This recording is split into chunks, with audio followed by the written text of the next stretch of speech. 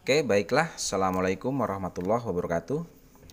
Masih dengan Buana 79, salam semangat selalu untuk seluruh pelajar di Indonesia, baik dari Sabang sampai Merauke, dari Miangas hingga Pulau Rote. Kita lanjutkan untuk proses pembuatan laporan keuangan dari UD Buana, ya, di mana pada pertemuan kali ini saya akan bahas terkait bukti memo untuk penyesuaian atau bukti memorial, atau bagaimana cara memasukkan atau mencatat bukti memo ini ke dalam aplikasi Mayop yang ada di sini. Oke. Langsung saja untuk mempersingkat waktu kita mulai di sini. Yang pertama, untuk dokumen transaksi nomor 1, di sini ada informasi atau isi memo yaitu telah diterima rekening koran dari Bank Mandiri Jakarta Tanjung Priok, yaitu berisi informasi adanya pendapatan bunga atau interest revenue itu sebesar 5.320.000 dan adanya beban administrasi bank atau bank service charge itu 250.000. Nah, adanya informasi terkait pendapatan bunga ini akan kita catat ke dalam aplikasi Mayop, yaitu kita masuk ke tab menu akun, lalu kita masuk ke record journal entry. Oke, kita masukkan dulu nomornya. Di sini adalah BM 12 step 1, tanggalnya, oke. Karena ini penyesuaian kita gunakan tanda bintang ya, 31 Desember 2018. 2018. Ya, seperti ini. Oke, untuk keterangannya sendiri kita masukkan ini pendapatan bunga. Ya, seperti ini. Oke, jurnal untuk mencatat adanya pendapatan bunga, ini yang pertama kita gunakan akun cash in bank. Ini untuk mencatat adanya penerimaan kasnya. Kemudian yang kedua kita gunakan akun beban administrasi bank atau bank service charge. Ini untuk mencatat beban administrasi banknya, yaitu di sini kita lihat 250.000. Lalu yang terakhir kita gunakan akun interest revenue untuk mencatat adanya pendapatan bunganya. Oke, untuk pendapatan kita letakkan di sisi sebelah kredit karena normalnya pendapatan itu ada di sisi sebelah kredit, yaitu 5.320.000. Nah, kemudian selisih antara pendapatan dan beban administrasi bank ini akan kita terima dengan menggunakan cash in bank. Di sini kita lihat nilainya adalah 5.070.000. Inilah yang diterima oleh cash in bank, seperti itu. Oke, kalau sudah seperti ini, kita bisa langsung record. Ya, itu yang pertama. Masuk ke dokumen transaksi bukti memo yang kedua. Di sini ada informasi terkait data penyesuaian air periode. Oke, kita masukkan dulu nomornya. BM 12 step 1. Oke, masih sama, tanggalnya, keterangannya adalah data penyesuaian akhir periode. Seperti ini. Oke, data penyesuaian air periode di sini ada 4 poin. Poin yang pertama, di sini persediaan air store surplus itu dinilai 4.850. Jadi untuk store surplus ini pada akhir periode itu hanya dinilai saldonya 4.850 atau nilai perlengkapannya adalah 4.850. Nah, untuk mengetahui berapa nilai beban atas perlengkapan ini, maka kita harus tahu berapa nilai saldo perlengkapannya. Kita lihat di sini di menulis, kemudian pilih akun. Kita lihat di sini untuk perlengkapan itu saldonya adalah 10.700.000. Sedangkan pada akhir periode dinilai perlengkapan hanya 4.850. Sehingga untuk mengetahui berapa nilai beban perlengkapannya, maka saldo perlengkapan ini 10.700.000 dikurangi dengan taksiran akhir periode yaitu 4.850. Maka didapat kurang lebihnya adalah 5.850. Oke, beban itu akan kita catat ke dalam jurnal. Kita gunakan akun adalah store surplus expense di sisi sebelah debit. Oke, nilainya tadi 10.700.000 dikurangi dengan 4.850, maka didapat 5.850.000. Oke, itu sisi debit, sedangkan sisi kreditnya kita gunakan akun store surplus itu sendiri. Oke, sehingga jurnalnya itu adalah store surplus expense pada store surplus untuk poin yang pertama. Nilainya 5.850.000. Oke, kita masuk ke poin yang kedua. Di sini ada beban sewa toko bulan Desember itu 2.500.000. Di sini sudah disebutkan bahwa untuk beban sewa bulan Desember itu 2.500.000. Artinya nilai ini yang kita masukkan ke dalam jurnal. Oke, jurnal untuk mencatat adanya beban sewa toko, maka jurnalnya adalah beban sewa toko atau rent expense. Oke, nilainya kita ambil di dokumen karena nilai ini yang disebutkan untuk beban bulan Desember yaitu 2.500.000. Sedangkan untuk sisi kreditnya kita gunakan akun prepaid rent. Oke. nilainya sama 2.500.000. Oke, jurnalnya poin kedua itu adalah rent expense pada prepaid rent. Oke, masuk ke poin yang ketiga, ada beban asuransi bulan Desember. Oke, sama dengan poin yang kedua. Di sini untuk beban asuransi sudah diketahui bahwa bulan Desember itu adalah 1.250.000. Oke, jurnal untuk mencatat adanya beban asuransi ini, maka jurnalnya adalah insurance expense ya. Insurance expense. Oke, nilainya kita lihat di dokumen 1.250.000. Kreditnya kita gunakan akun prepaid insurance, yaitu asuransi dibayar di muka. Nilainya sama 1.250.000. Oke, itu poin yang ketiga. Sekarang kita masuk poin keempat. Taksiran kerugian piutang dagang itu sebesar 5% dari nilai saldo. Artinya saldo di sini adalah saldo piutang. Ya, jadi taksiran kerugian piutang dagang itu sebesar 5% dari saldo piutang dagang, seperti itu.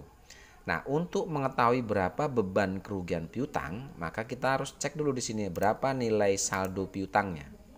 Oke, di sini untuk saldo piutang itu adalah 709.500.000. Sekarang untuk mengetahui berapa taksiran kerugian piutang, yaitu 5% dari nilai saldo ini, kita hitung sekarang di sini. Oke, kita hitung di sini 5%. Oke.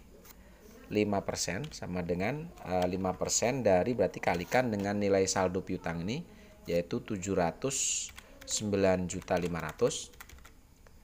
Maka sama dengan 5% dikalikan dengan 709.500.000. Oke, di sini didapat nilai, kita coba lebih detail lagi.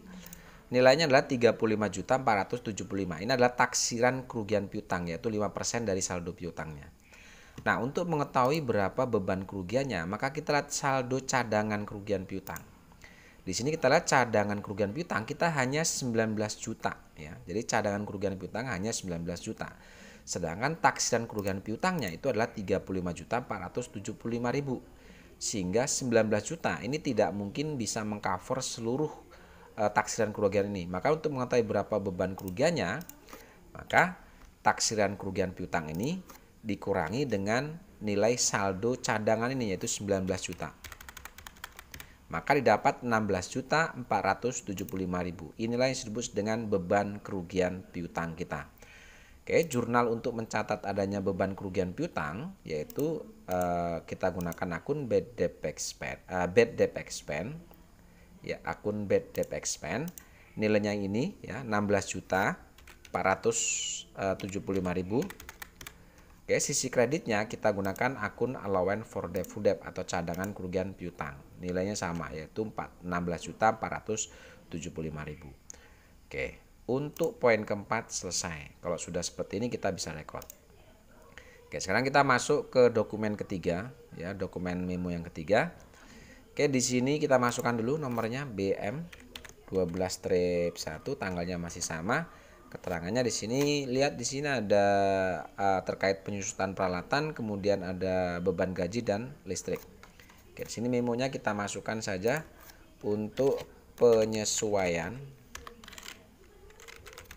ya peralatan,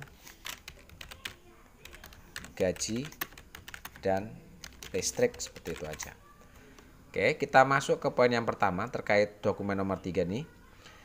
Yang pertama ada penyusutan equipment bulan Desember. Oke, di sini sudah diketahui berapa nilai penyusutannya, yaitu 1.250.000. Artinya nilai ini yang kita pakai ke dalam jurnal.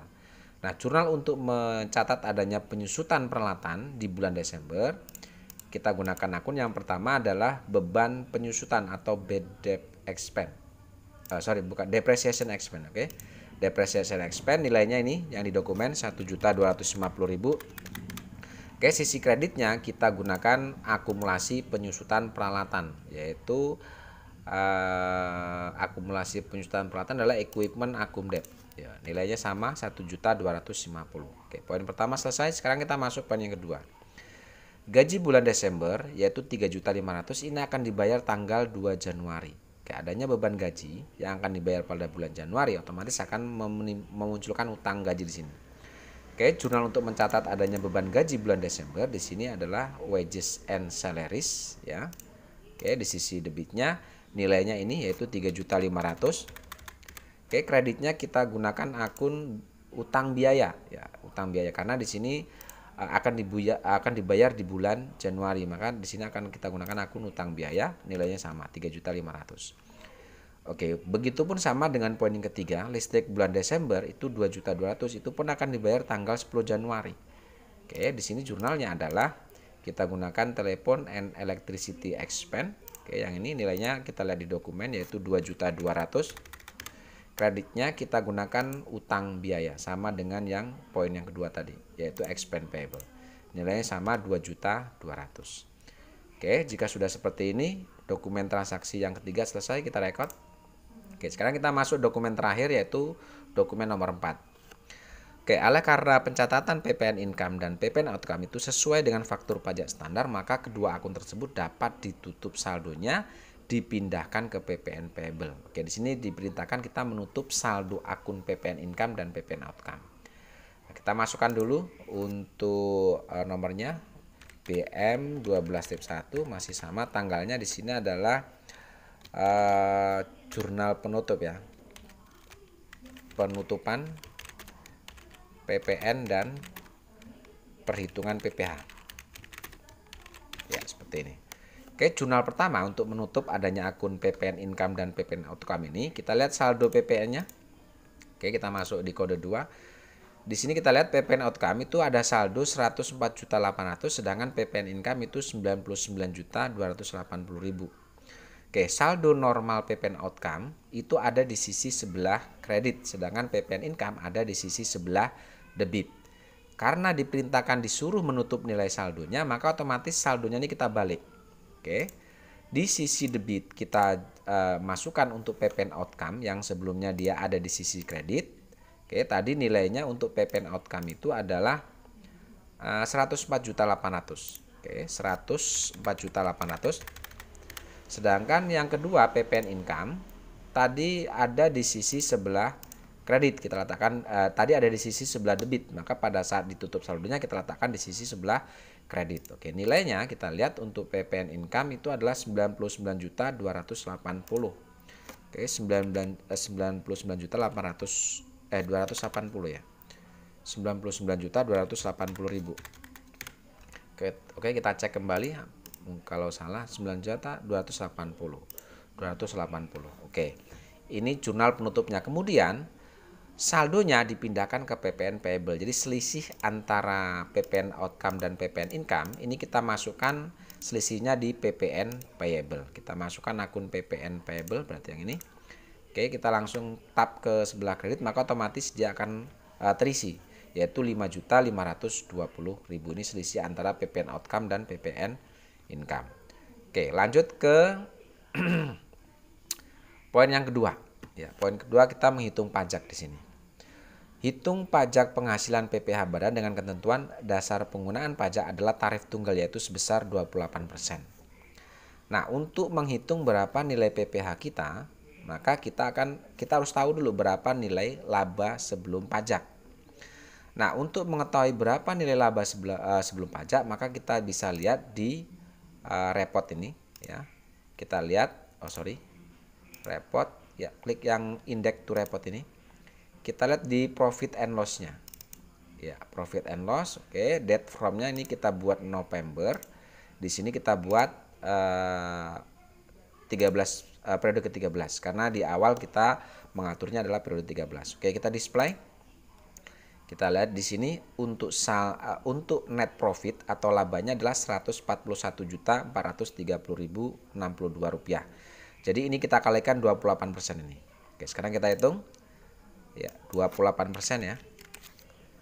28% kita kalikan dengan nilai laba ini, yaitu Rp141.430.062. Didapat nilai 39.600.417. Ya, inilah beban pajak yang ada. Atas adanya beban pajak ini, di sini diperintahkan kita untuk mencatat dengan jurnal, yaitu catat PPh ke dalam income tax expense dan income tax payable. Kemudian perhitungkan dengan income tax payable dengan prepaid tax. Oke, jurnalnya yaitu yang pertama suruh mencatat ke dalam income tax expense dan income tax payable. Kita masukkan dulu income tax expense-nya. Ya. Income tax expense berarti ini oke. Tadi nilainya adalah 39 juta. Oke, kita masukkan di sini. 39.600.417. Oke, itu untuk beban pajaknya. Kemudian kita perhitungkan atau kita masukkan untuk akun income tax payable-nya. Kita letakkan di sisi sebelah kredit. Oke, income tax payable kita letakkan di sisi sebelah kredit. Oke. Kemudian income tax payable ini diperintahkan disuruh memperhitungkan dengan prepaid tax. Oke, berarti ini kita kosongkan dulu. Kita masukkan prepaid tax-nya. Oke, kita lihat untuk saldo prepaid tax kita letakkan di sisi sebelah kredit. Kita lihat saldo prepaid tax-nya di sini. Untuk prepaid tax saldonya adalah 15 juta. Ya, kita masukkan di sini 15 juta. Oke, sehingga di sini untuk income tax payable itu adalah selisih antara income tax expense dan prepaid tax ini. Didapat nilai 24.600.417 rupiah. Oke, seperti ini ya. Oke, kalau sudah seperti ini bisa kita rekod. Ya. Selesai untuk analisis dokumen transaksi bukti memo dari dokumen nomor 1 sampai dokumen nomor 4. Oke, setelah semua dokumen transaksi bukti memo tadi kita catat ke dalam IOP, maka langkah terakhir kita akan lakukan cetak laporan, ya, cetak laporan. Nah, untuk melakukan cetak laporan caranya sangat mudah ya. Kita masuk ke report ini. Oke, kita yang pertama kita akan coba cetak dulu untuk trial balance-nya. Oke, caranya kita klik 2 kali seperti ini. Lalu periode ke-13 ya, jangan lupa display. Oke, ini adalah untuk neracanya, trial balance-nya. Oke, setelah kita cetak seperti ini baru kita simpan. Caranya adalah send to. Ya, send to, terus kita coba simpan dalam bentuk PDF. Klik PDF-nya. Oke, kita akan simpan di sini di menu D ya. Kita masuk ke folder Buana. Silakan kalian sesuaikan dengan folder kalian. Kalau sudah seperti ini kita save. Oke, yes. Oke, yang kedua, close dulu. Yang kedua kita akan coba cetak laporan untuk balance sheet ya, neraca. Kita klik 2 kali seperti ini. Oke, kita display. Ya, ini adalah balance sheet-nya atau neracanya. Kita simpan neracanya, send to PDF. Oke, simpan dalam bentuk PDF. Sudah, save. Dan yang terakhir kita akan coba lakukan cetak untuk laporan laba rugi atau profit and loss ini. Klik 2 kali. Oke, di sini jangan lupa dari bulan November sampai dengan periode ke-13. Kita lihat display. Kita lihat bahwa net profitnya itu adalah 101.829.645 rupiah. Oke, kita simpan. Send to PDF. Oke, profit and loss save. Yes. Dan yang terakhir kita akan coba cetak untuk laporan arus kasnya. Kita masuk ke menu banking. Kita masuk ke statement of cash flow ini. Klik 2 kali. Oke, kita display. Ya, ini adalah laporan arus kasnya. Oke, kalau sudah kita simpan, send to PDF. Ya, simpan, save. Selesai.